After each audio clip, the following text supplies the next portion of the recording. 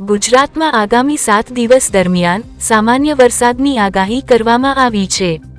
હવામાન વિભાગના જણાવ્યા મુજબ રાજ્યમાં સાયક્લોનિક સર્ક્યુલેશન, લો પ્રેશર અને મોન્સૂન ટ્રફ જેવી વરસાદી સિસ્ટમો સક્રિય છે, પરંતુ આગામી 7 દિવસ દરમિયાન ભારે વરસાદની કોઈ આગાહી કરવામાં આવી નથી। વરસાદી સિસ્ટમો સક્રિય હોવાના કારણે રાજ્યના વિવિધ વિસ્તારોમાં હળવાથી મધ્યમ વરસાદી ઝાપટાં પડી શકે છે।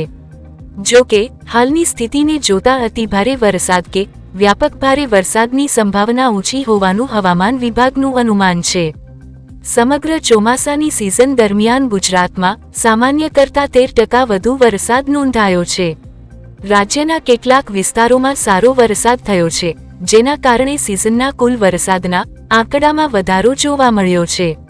બીજી તરફ સૌરાષ્ટ્ર અને કચ્છ વિસ્તારમાં વરસાદની સ્થિતિ પ્રમાણમાં નબળી રહી છે।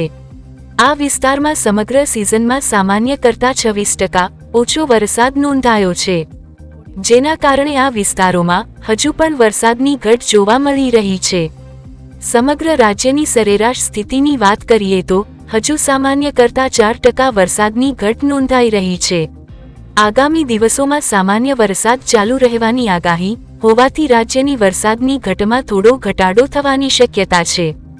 સૌરાષ્ટ્ર અને કચ્છમાં પણ વરસાદી માહોલ રહેવાની શક્યતા છે, જો કે અહીં મોટા ભાગના વિસ્તારોમાં છૂટોછવાયો વરસાદ વરસી શકે છે। કેટલાક વિસ્તારોમાં હળવાથી મધ્યમ વરસાદના ઝાપટાં પડી શકે છે। ઉત્તર ગુજરાતના વિવિધ વિસ્તારોમાં આગામી દિવસોમાં હળવાથી મધ્યમ વરસાદી ઝાપટાં પડી શકે છે। હવામાન વિભાગે ઉત્તર ગુજરાત માટે હળવા વરસાદની શક્યતા વ્યક્ત કરી છે। સ્થાનિક સ્તરે વાદળછાયા વાતાવરણ વચ્ચે છૂટોછવાયો વરસાદ જોવા મળી શકે છે।